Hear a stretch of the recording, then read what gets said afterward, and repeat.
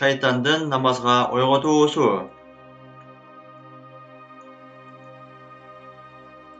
Баязид Бистамини күндөрдүн биринде уйку басып багымдат намазына тура албай калат.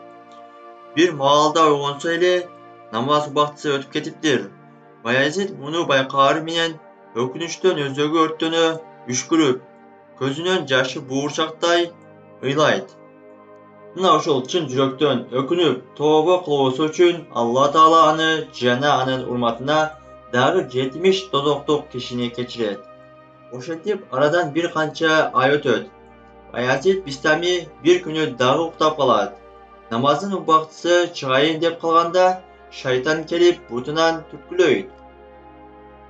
Баязид Бистами ойгонуп караса чын эле шайтан.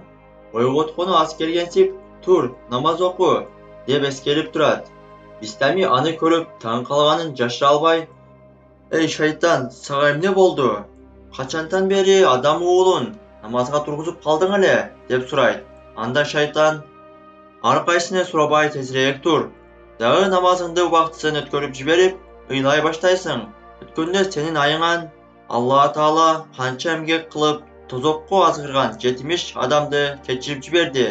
Эми эмне кылсаң да андайга жол бербейм" дейт.